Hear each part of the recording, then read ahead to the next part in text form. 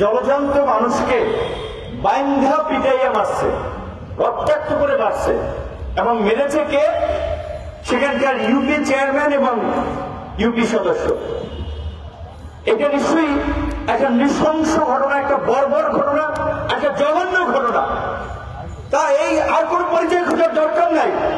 এই যে দুজন জলজন্ত মানুষকে পিটিয়ে হত্যা করলো, এই ঘটনার জড়িতদের গ্রেপ্তার করতে, এই ঘটনার সাথে যারা জড়িত সেটা খুঁজে বের করতে কেন স্থানীয় প্রশাসন এত সময় নিল? এবং দুঃখজনক যে প্রথম দিকে ওইভাবে মূলধারার কোন মিডিয়ায় সংবাদ আসে নাই। বিবিসি নিউজ করার পরে অন্যরা সাহস পেয়েছে যে বিবিসি করেছে, এখন আমরাও করতে পারি। তো তাহলে এইভাবে মানুষকে পিটিয়ে মারবে, সেইটার একটা সংবাদ হবে না, সেটা নিয়ে স্থানীয় প্রশাসন তৎপর হবে না, সেটা নিয়ে কথা বলা যাবে না। স্থানীয় কয়েকজন লোককে পাঠিয়েছিলাম আমাদের সংগঠনের, তারা স্থানীয় লোকজনের সাথে কথা বলেছে, বলছে ভাই ভয়ে ওইখানে কেউ কথা বলতে চায় না, মুখ খুলতে চায় না। কিন্তু শেষ পর্যন্ত যে ঘটনাটি ঘটল লোকসভা নির্বাচনের আগের দিন, এইখানে যদি ওইখানকার মুসলমানরা যদি এটাতে রিয়াক্ট করত, হিন্দু মুসলিম একটা দাঙ্গা শুরু হয়ে যেত না। কিন্তু আমার একটা কথা সারা দেশের মানুষকে আমরা এখানে বলতে চাই, এই যে কতিপয় হিন্দু দুর্বৃত্ত এই ঘটনা ঘটালো, নিশ্চয়ই এর জন্য সমগ্র হিন্দুরা দায়ী না। এখানকার ভারতীয় মদতপুষ্ট বুদ্ধিজীবী দালাল বুদ্ধিবিশ্বরা সাম্প্রদায়িক ঘটনা হিসেবে পত্র পত্রিকায় চিহ্নিত করার চেষ্টা করে, টকশো গরম করার চেষ্টা করে, জাতীয় বিভাজন, সামাজিক বিশৃঙ্খলা, নৈরাজ্য সৃষ্টি করার চেষ্টা করে। সাম্প্রদায়িক ঘটনার একটা ব্যাপ্তি আছে, ব্যাপকতা আছে। আর সাম্প্রদায়িক ঘটনাকে আপনি কখন সেটাকে সাম্প্রদায়িক হিসেবে বলবেন? যখন দুটো সম্প্রদায়ের মধ্যে সেই ধরনের সংঘাত হচ্ছে, সহিংসতা হচ্ছে, সেই ঘটনাগুলোকে আপনি সাম্প্রদায়িক ঘটনা হিসেবে বলতে পারেন না।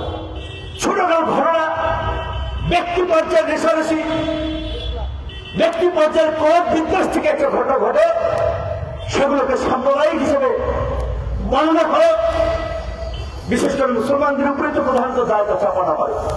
কাজে ভণ্ড প্রতারক এই বুদ্ধিজীবী নামক বুদ্ধিবেশ্যাদেরকে চিহ্নিত করতে হবে। বুদ্ধিবেশ্যা বললাম এই কারণে, এরা বুদ্ধি বেচে এদের সংসার চালায়, এদের পেটের ভাত জোগাড় করে, এদের মধ্যে মনুষ্যত্ব মানবিকতা নেই, প্রতিটা চরিত্র কতভাবে নিচের স্তরে। তো কাজী এই যে একটা সাম্প্রদায়িক দাঙ্গা এবং সাম্প্রদায়িক উস্কানির পরিবেশ তৈরি করা হচ্ছে, সেই বিষয়ে আমাদের প্রত্যেককে সতর্ক থাকতে হবে। এবং একই সাথে সরকারকে আমরা বলতে চাই, যদি সরকারের কোন মদত সংশ্লিষ্টতা না থাকে, অনতিবিলম্বে এই ঘটনার প্রকৃত রহস্য উন্মোচন করে জাতির সামনে তুলে ধরতে হবে। কারা কারা এই ঘটনায় জড়িত, কিভাবে এই ঘটনা ঘটেছে, কারা মানব দিয়েছে, তার পূর্ণাঙ্গ তদন্ত প্রতিবেদন জাতির সামনে হাজির করতে হবে। তার জন্য আমরা দরকার বিচারক নয়, মাইনকার মতো বিচারপতি নয়। ওই যে বিচারপতি যে মাইনকা ছিল, নিরপেক্ষ বিচারকদেরকে দিয়ে আমরা বিচার বিভাগীয় তদন্তের দাবি জানাই। একই সাথে আজকে শ্রমিক অধিকার আওয়াজ তুলেছে, এই আওয়াজকে জারি রাখার জন্য আহ্বান জানাই। আজকে আপনারা দেখেছেন গত বছর মজুরি বৃদ্ধির আন্দোলন করতে গিয়ে 5 জন শ্রমিক নিহত হয়েছে। বাংলাদেশে এত এত ট্রেড ইউনিয়ন, এত এত সংগঠন, শুধুমাত্র বিদেশি ফান্ডের ধান্দায় তারা এই সমস্ত ট্রেড ইউনিয়ন ফিনের ভাঙচুর করে, যে একটা সেমিনার করে, কার্যত শ্রমিকদের কোন সুযোগ সুবিধা অসুবিধা নিয়ে তারা পাশে নেই। আজকে এই যে 2 জন শ্রমিককে পিটিয়ে মারা হয়েছে, কয়েকটা শ্রমিক সংগঠন রাস্তায় দাঁড়িয়েছে, কয়েকটা শ্রমিক সংগঠন প্রতিবাদ করেছে। তাহলে শ্রমিক সংগঠনগুলোর কাজ কি? নারায়ণগঞ্জে বেতনের দাবিতে শ্রমিকরা রাস্তায় নেমেছে, সেখানকার শ্রমিকরা বলেছে পুলিশ যদি এসে আমাদেরকে বলতো যে ভাই আপনারা উঠেন, রাস্তা ছাড়েন, আপনারা আন্দোলন করতে পারবেন না, তাহলে ভাই আমরা না হলে একটু সরে যেতাম।